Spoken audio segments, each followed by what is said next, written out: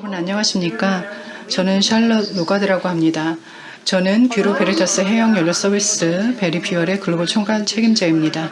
먼저 죄송하다는 말씀 드립니다. 여행 제한 조치 때문에 직접 컨퍼런스에 참여하지 못해 아쉽습니다. 하지만 이렇게 탈탄소와 관련 다양한 현황을 발표할 수 있게 되어 기쁘게 생각합니다. 업계에서는 IMO 2020이 해양산업에 상당한 영향을 미칠 것이라고 생각했고 실제로 그러했습니다. 그런데 실제로 우리는 탈탄소화된 미래를 향해 나아가고 있습니다. 해운 조선 산업에 훨씬 더 큰 영향을 이는 미칠 것입니다. 오늘 미래 연료라는 주제를 논의할 때 어떤 현황이 있는지 발표를 통해서 현재 업계가 선택할 수 있는 몇 가지 연료에 대해서 말씀드리면서 설명해 드리겠습니다. 모두가 2003년, 2050년의 탈탄소화 목표를 잘 알고 있다고 생각합니다. 선박 한 척의 수명이 보통 25년에서 30년인데요. 그래서 현재 발주되는 선박은 2050년 목표치를 맞추어야 합니다. 그렇지 않으면 수명이 짧아지겠죠. 제가 개인적으로 흥미롭다고 생각하는 것은 탈탄소화를 주도하는 것 중에 하나가 소비자, 수요라는 것입니다. 소비자들은 지속가능한 생산과 공급망을 요구하고 있습니다. 그래서 업계는 규제 프레임워크에서 기대되는 것보다 더 빨리 탈탄소화를 실현할지도 모릅니다. 2030년이 다가옴에 따라 업계가 생각해 볼 만한 여러 경로가 있습니다. 물론 모든 문제를 해결해 줄 수 있는 만병통치약 같은 것은 없습니다. 최적의 해법은 선박의 유형, 크기, 그리고 운항 특징에 따라서 달라질 것입니다. 탈탄소화 산업으로의 전환은 시간이 걸릴 것입니다. 그 전환기 동안 다양한 분야, 전통 분야, 새로운 분야, 또 새로운 동력 시스템이 공존하는 모습을 보게 될 것입니다. 하이브리드식 전기 하이브리드를 다루는 방식과도 같은 혼합된 해법이 나오게 될 것입니다. 그리고 풍력 보조 추진도 나오게 될 것입니다. 따라서 기술적인 측면에서 운영 측면에서 조치가 마련되어야 목표를 달성할 수 있습니다. 해운조선은 사회를 반영하기 때문입니다. 인센티브가 그래서 관건입니다. 앞으로의 10년이 중요합니다. 모두 공동의 노력이 필요하고 투자가 이루어져야 연료 유통 네트워크를 구축하고 기술을 개발해서 목표를 달성할 수 있습니다. 대체 연료가 이미 시장에 나와 있습니다. LNG와 바이오 연료를 다 이미 알고 계실 텐데요. 메탄올과 합성 천연가스에 대해서도 잘 알고 있습니다. 수소와 암모니아에 대해서도 요즘 많은 소식이 들려오고 있습니다. 그리고 대체 동력 시스템도 있습니다. 연료전지, 배터리가 있고 복합 발전도 있습니다. 뷰로 베리타스는 R&D 프로젝트를 통해서 미래의 이런 대체 연료들을 다루고 있습니다. 이외에도 신규 규정, 업데이트된 규정, 표기법에 대한 가이드라인 등이 있습니다. 또 저희는 다양한 주요 이해관계자들과 파트너십을 구축하고 업계에 앞으로 해법을 제공하고자 합니다. 따라서 2030년을 준비하면서 업계가 선택할 수 있는 것을 보면 두 개의 주요 부분으로 나눌 수 있습니다. 하나는 연료 부문이고 또 다른 하나는 기술 부문입니다. 연료 부문에서는 LNG가 이 전환기에 쓰이는 연료가 되고 있습니다. LNG는 장점을 입증해 왔고 유통 네트워크도 확대돼 왔습니다. 또 CO2와 온실가스 저감을 위해서는 옳은 선택입니다. 그리고 특성상 화석연료이고 메탄 슬립의 위험이 있기는 합니다. 하지만 LNG 기술은 다른 탄소 중립 연료, 즉 바이오가스나 합성 메탄과 같은 연료로의 전환을 쉽게 해줍니다. 다른 기술 방식으로는 100% 전기로 구동되는 전전기 선박이 있습니다. 하지만 이런 전기 선박은 운송 경로가 짧은 충전 시설이 있는 지역에만 실질적으로 적용이 됩니다. 그래서 페르선에 적합합니다. 더 큰 선박의 경우에는 하이브리드 전기 추진 선박이 적합한데요. 해양공급선, 예인선, 크루즈선 등이 그 예입니다. 다른 기술의 또 다른 예는 풍력 보조 추진이 있습니다. 이 기술은 에너지 효율 지수인 EEDI와 EEXI를 낮추는 데 도움이 됩니다. 또 다른 에너지 효율적의 최적화 방식이 있는데요. 홀이나 윤활 시스템, 배전, 폐열 회수 등에 쓰일 수가 있습니다. 여기서 연료 중에 하나를 좀 더 자세히 살펴볼 텐데요. 바로 바이오 연료입니다. 바이오 연료는 모선 엔진과 호환이 될 수 있다는 장점이 있습니다. 그래서 설비 투자를 따로 할 필요가 없습니다. 배출 개수가 기존 중유보다 낮지만 실제 배출 개수는 바이오 연료를 어떻게 제조하느냐에 따라 달라집니다. 화석 연료에 드랍인으로 섞을 수도 있고, 그래서 선박이 꼭 100% 바이오 연료에 의존할 필요는 없습니다. 따라서 바이오 연료는 편리한 대체 연료원이 될 수 있습니다. 그리고 공급망에 여러 가지 장점을 가져다 주는데요. 이산화탄소 배출을 낮출 수도 있습니다. 물론 단점도 있습니다. 그중 하나가 녹스 배출입니다.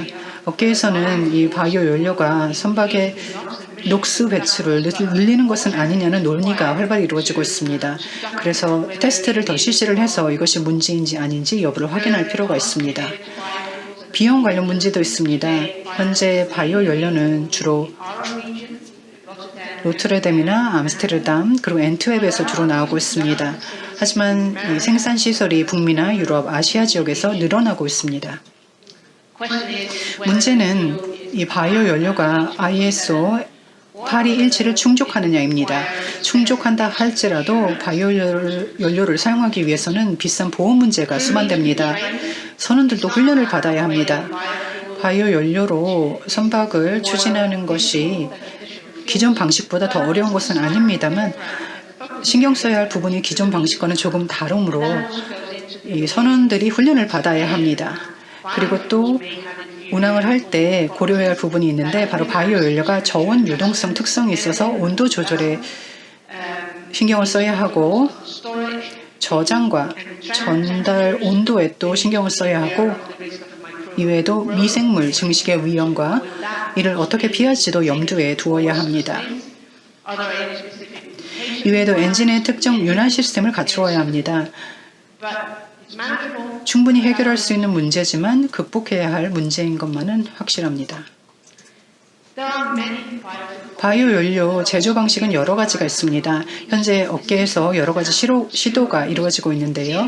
지금 보시는 것이 그중 두 가지 예입니다. CMA, CGM에서는 뷰로 베리타스와 2019년에 협업을 통해 시험을 했습니다. 식용유와 아로마유를 혼합해서 연료를 만들었는데요. 시간이 지나도 안정적인 상태를 보였습니다. 이 연료를 운항에 사용했을 때 문제가 생길 수 있다는 점은 아직 시험에서 보고된 바가 없습니다. 그리고 MEM가 작년에 드널 그룹과 프로젝트를 했는데요. 2000시간 지속 운항을 했는데 100% 재생 가능한 2세대의 바이오 연료를 사용을 했습니다. 지금까지는 좋은 피드백만 있고 아직 문제는 보고되지 않고 있습니다. 바이오 연료와 관련해서 시험에서 문제는 보고되지 않았습니다. 2050년을 내다보면 LNG는 확실히 유일하게 현재 모든 규제를 직접적으로 만족할 수 있는 연료입니다. 그래서 언제 사용하느냐가 문제입니다. LNG는 비용 경쟁력도 높고 벙커링 인프라도 빠르게 확대되고 있습니다. 장기적으로 실현 가능성이 높습니다. 바이오가스와 마찬가지죠. 그리고 탄소 포집과 결합될 수도 있습니다. 다른 대체 연료도 있는데요. LPG와 메탄올입니다. 기술적으로 실현 가능하지만 아직 이 둘은 탄소 중립적이지 않습니다. 그리고 벙커링 인프라도 부족합니다. 친환경 메탄올이나 에탄올을 생산할 수도 있습니다. 수소와 암모니아도 탄소를 배출하지 않지만 아직 R&D 단계에 있습니다. 암모니아는 아마도 해운업계에 큰 잠재력을 가질 것입니다. 저장과 처리가 쉽기 때문이죠. 그런데 암모니아는 독성, 부식성도 가지고 있습니다. 이것을 기억해야 합니다. 다양한 선택권을 선사나 조선소 엔진 설계자들이 2050년 목표를 맞추기 위해 고려하고 있습니다. 하나하나 상세하게 설명해 드리진 않겠지만 한 가지를 강조하고 싶습니다. 앞으로 유연하게 적용될 수 있는 방식인데요. LNG나 LPG, 메탄올을 사용할 선박을 현재 건조하고 있다면 이 선박이 탄소 중립을 달성하거나 탄소를 배출하지 않도록 하려면 어떻게 해야 할까요? 다양한 연료가 서로를 대체할 수 있도록 하려면 어떻게 해야 할까요? 선박을 운항할 때 유연성을 가지길 바라실 것입니다. 그래서 어쩔 수 없이 하나의 특정한 필터만 써야 하는 상황이 아니라 연료에 있어서는 매우 다양한 연료를 쓸 수 있는 상황을 원할 것입니다. 미래에는 그렇게 될 것입니다. 이런 점을 바로 중점적으로 생각하고 설계하고 기술을 개발해야 된다고 생각합니다. 제가 앞서서 장기적으로 사용 가능한 연료로 LNG를 말씀드렸는데요. LNG를 선박 내 탄소 포집 기술과 접목시키는 방식이 있는데 이미 이에 대한 프로젝트가 진행 중이고 해운업계의 탄소 발자국을 더욱 줄여나가기 위해서 이를 평가하고 있습니다.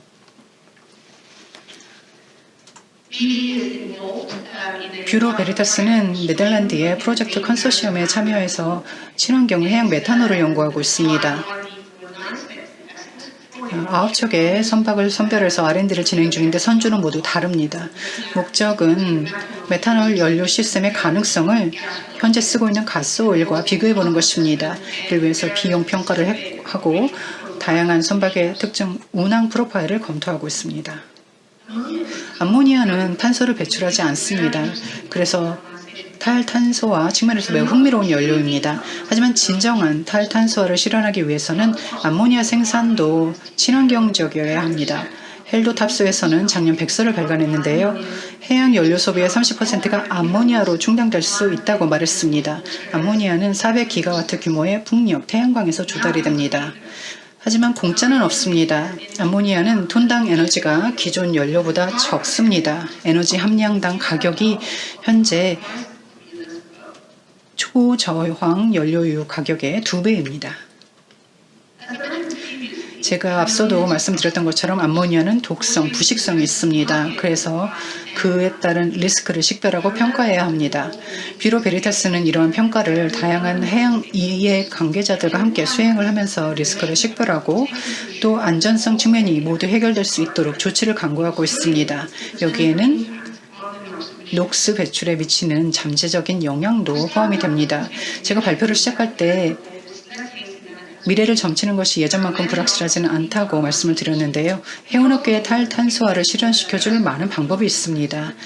이는 미래의 현장이 과거에 비해 더욱 다양성을 띠게 될 것이라는 의미입니다. 선택할 수 있는 것이 많습니다.